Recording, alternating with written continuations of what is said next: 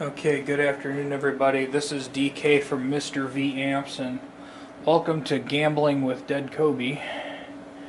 We have a dirty but otherwise in quite good condition Johnson amplification Millennium Stereo 150. And this Johnson amplifier is a division of Digitech. I know there are some Johnson guitars out there. I don't know if they have anything to do with this or not. It has two inputs, a normal and a bright, an input level adjustment here, gain, treble, mid, bass, level, and then there's like a bunch of different things. American stack, which is probably like a Fender Bassman, I would think by the name. American combo, probably another Fender of some sort. British stack, we know that would be a Marshall, or Brit combo. Johnson, whatever that does, and channel, whatever that does. We have a master volume and a contour, and then a bunch of electronical things over there. This thing has a bunch of stomp boxes and whatnot in it. The speakers in it are Celestion Vintage 30s, which are pretty decent speakers, and apparently this thing also was available as a separate accessory, the foot control system, so you could control your spaceship from the floor. I really don't know a lot about this, and it is here in the lab as mine.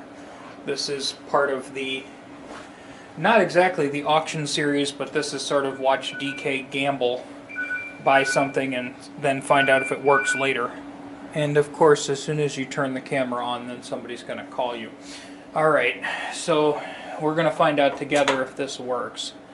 Just got a cable here, flip the switch on, and okay, it says Johnson Millennium something 1, and our something about trademarks of, okay, all trademarks to their respective owners and something, so it was saying something. Now it's in some mode, it says Johnson Gain and Mo Gain, Mysterious Waz, Stray Dead Cats, Smashing Bumpkins. Oh yeah, this is typical Digitech modeling nonsense.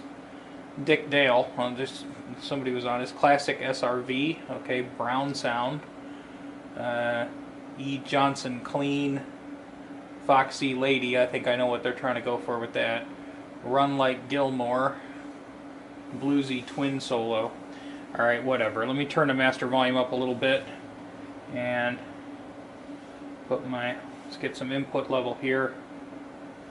Gonna get any sound out of it at all.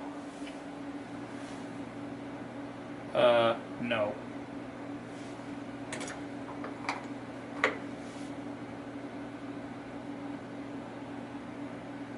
Great.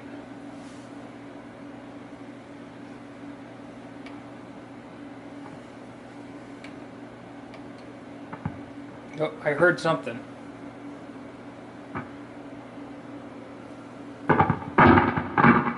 Oh, sounds like we have... Well, good morning.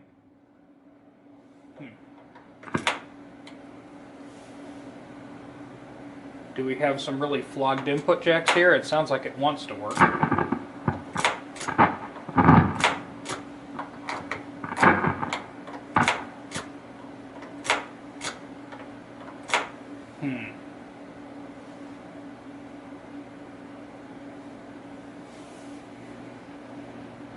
Now, master volume definitely master volumes, because when I turn it all the way up, I can hear a little bit of amplifier whooshing.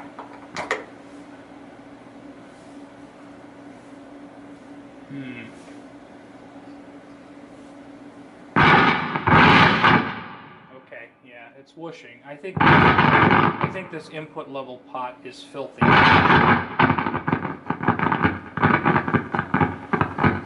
It's trying to work, people.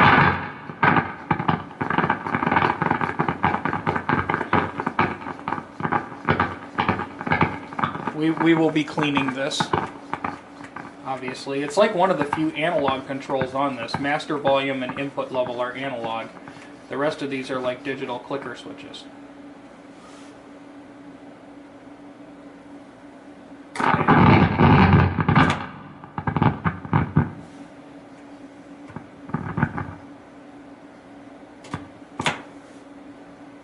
have some kind of noise rejection circuit where if I'm not actually putting sound into it, I'm not going to get any sound out of it.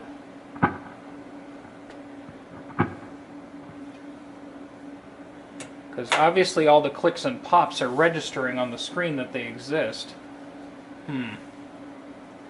But just for me to put noise in this with my hand like I do with all the other good old school analog amps ain't working. So let's try something else.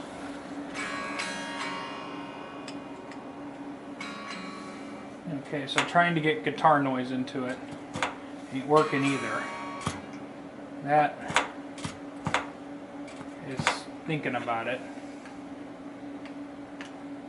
Obviously these change things. And it does, I do get sound out of it, so it's like it's trying. This pot was once making a lot of wanky noises for me.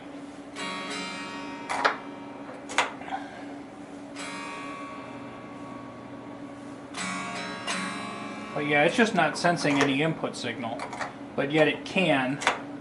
So I'm wondering if these input jacks are just really whacked out. So I guess that's the first thing we'll check on this. Let's clean off the crap on the bench. Okay, two things come to mind after cracking this open. The first one was, hey look, there's some preamp tubes. I wonder if those are any good. And number two, hey look down here, there's a CR2032 battery and it's kind of turning green. So I think that Energizer has energized its last. So it would probably be smart just to get it the frig out of there before it corrodes and actually see what corrosion damage may have occurred. It doesn't look like they made it particularly easy to get out because you would slide it forward there and it would bump right into that one connector. Thanks guys. Genius. Alright, there we go. Well, it looks like it only leaked onto its plastic, so no too bad a harm. Okay, so for starters, the tubes passed the test. I stuck them in the tester and tested them and they passed. And I cleaned that pot right there, which is usually, which I got a little bit of noise for it. I got a little bit of noise out of it anyway. So I think that's at least a good place to start. Okay, let's see if I can see the tubes heating up in here. It's on. That would be no.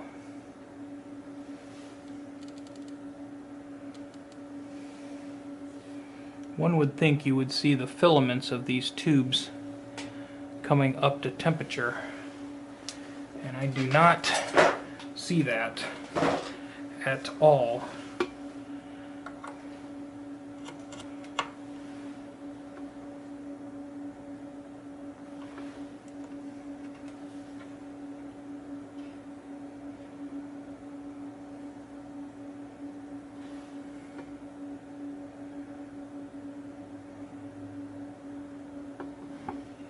Yeah, it's still dead, but let's take a look here. I'm going to look with my eyeballs.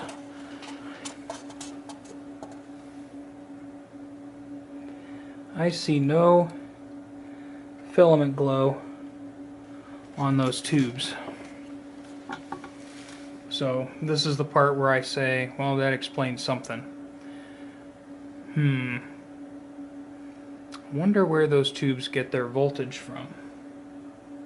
This is what we need to know. We need to know this.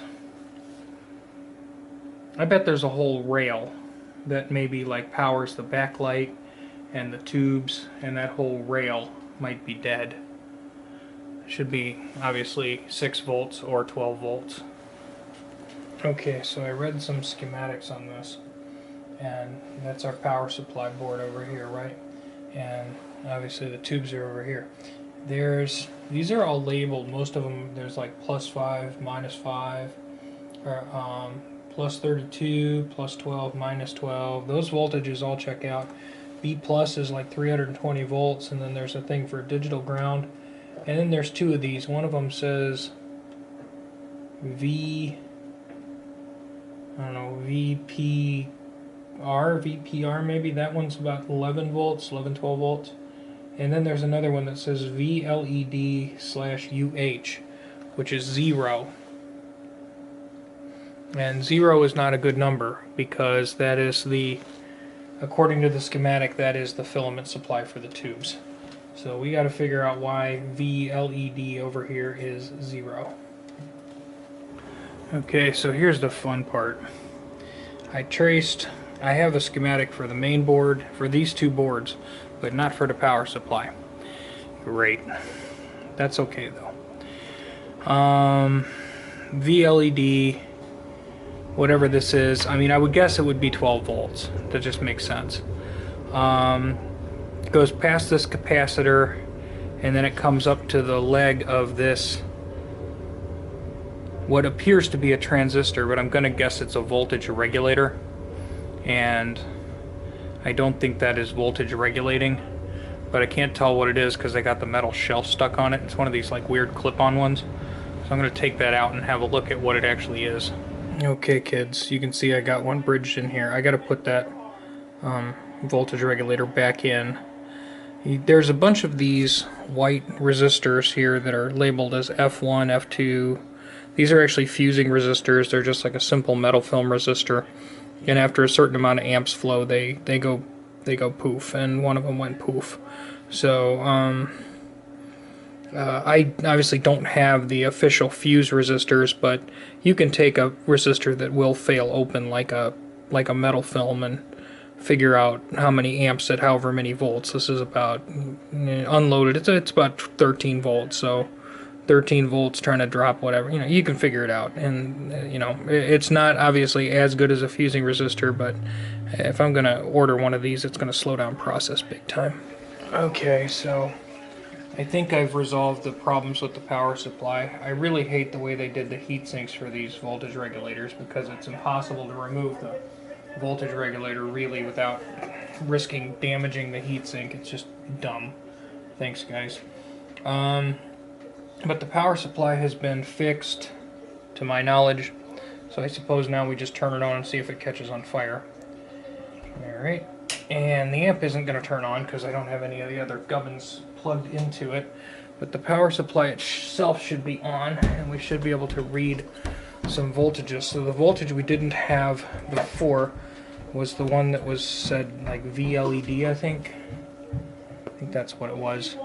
And there's some really friggin' high voltages in here, so we're going to go to the stupid crazy volt scale here because there's a B plus voltage in here that's like 3 1/4, something like that. Okay, so on this leg, let's put the negative on ground. Plus 5 volts is not here. What? Oh, you gotta be freaking kidding me. Oh, well, duh. Okay, stupid.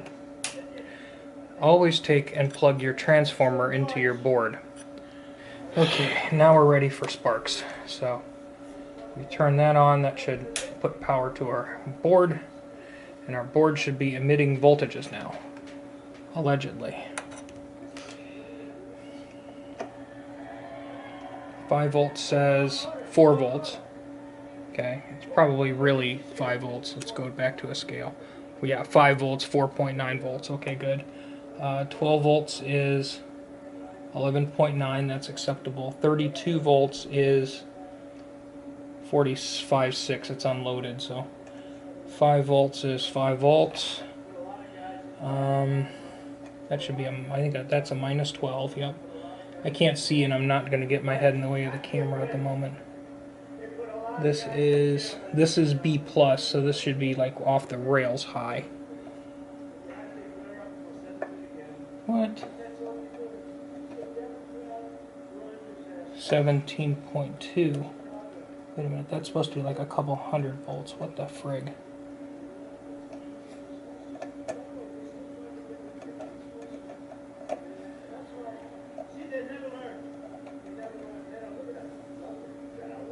Yeah, that's 14.8. That's the one we didn't have before. The B plus rail that I had before was like really friggin' high though. It was like a couple 100 volts. Standby. Okay, so yeah, while I was dinking around with it, I accidentally discharged a cap and damaged the little 100 milli, 100 and it was 180 milliamp fuse. I flopped. So now we officially have all the voltages. So now we can officially see if it works or if it's going to smoke. Okay, the other things are connected, and here comes the sparks.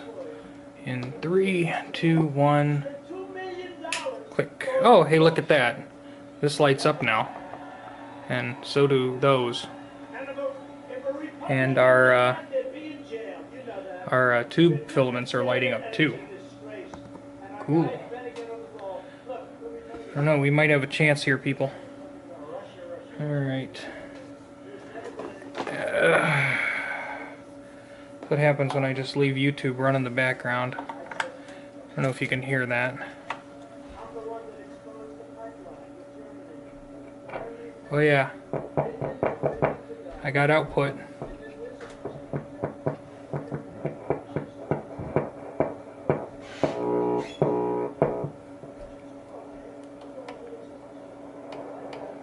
But seems like I'm missing something else. Because like this gubbins isn't doing what it did before.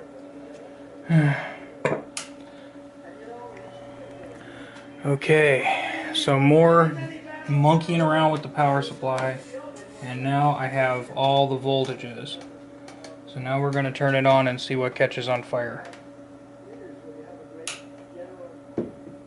Okay, now it says, now it's actually doing the writing thing, and the switching thing seems to switching thing now. Good. Good, good. Now I guess we just need to see if we have sound. And if we do, then I think we're ready to say we won. I do, I have sound.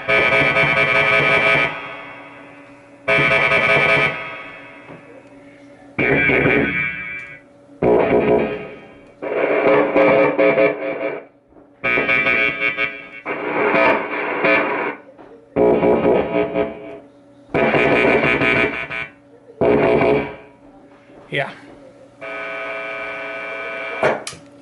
Alright, kids. Now I can say my Johnson works. There's more things to dig into with this. But everything that we had to deal with in regards to this was with this power supply and these little miniature, these little teeny tiny stupid fuses that they put in and around there. The fuses in here are pretty sensitive, and even if there's not a short or something there, just, you know, I don't know if it's just when they got old or whatever, they popped. I have replaced them. I've checked the current through them. It's fine. It's not going to blow again. And then on top of that, when I was monkeying with the board, I did not bother to discharge the caps because I'm an idiot. And then I ended up shorting a cap across something and blew another one. So, but okay. We're not going to talk about what a haphazard putz I am sometimes working on these. We are going to check to see if the foot switch thingamabob works. I'm just going to plug it up and see what happens. And then if that works, then great. We'll put it back together, give it a bath, and give it a demo. Okay, kids, so I just set it to preset bank 1. It says it's rectifier solo. I don't know if these do anything. That's a volume. That's like a coarse volume, I guess. That seems like coarse volume, and this is like fine volume. I don't know, volume, tone, something. They're assigned. Effect A is a chorus, and C is assigned to a delay. Okay, so that's, I think, number 1. Oh, that's 11. I gotta go bank down here, so bank 1, top 5. These are the top 5. Oh, good grief. Apparently it turned on the gain like crazy. What is that assigned to? That's channel. So we have clean channel. Then we have nasty channel.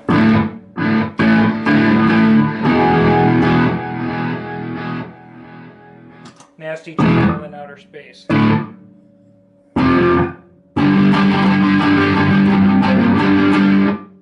Okay, that's cool. What's number 2? Number 2 is a panning twin reverb. So I'm thinking this is with a stereo chorus. Boy, that's quiet.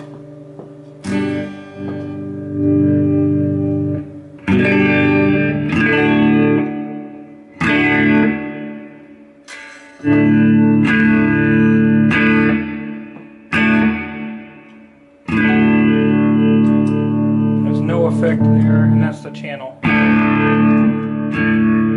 clean channel, naughty channel, and these 2 buttons aren't currently linked to anything. So okay. Option 3, matchless blues. Okay. Clean channel. That's, I think, what, a reverb. Oh, this shoot, I accidentally switched it. Yeah, that's a reverb. On and off. Okay. So that's matchless with reverb. This says custom Marshall.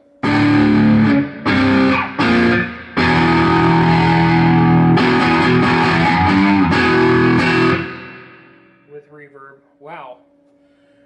This is actually kind of cool, you know, when okay, get up your wah-wah. That's volume, and that's probably a wah pedal.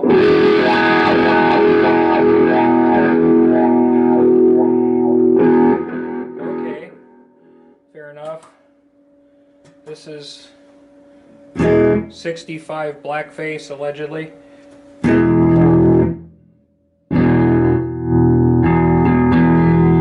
So this is like drive, and then this is volume. Okay.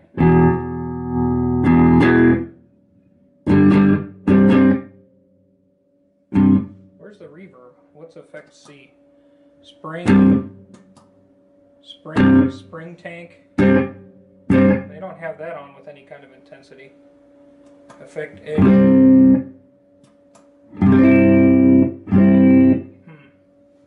Seems like these effects are awfully low. Reverb, turn that up, and speed and depth on tremolo low. Let's turn those up.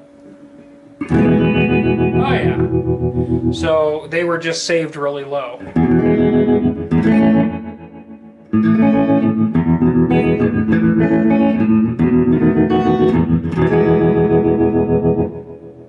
Okay. 65 twin bright. Fender overdrive.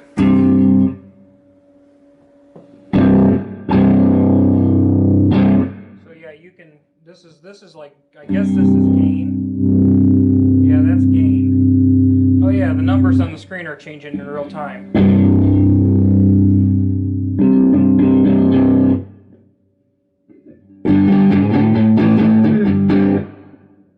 Okay. Leslie Jazz Twin.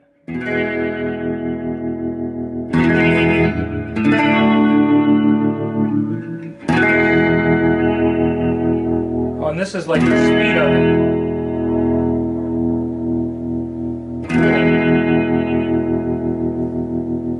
So yeah, you can start it slow and speed it up. Okay. And Fender phase slash pong, ping pong and delay.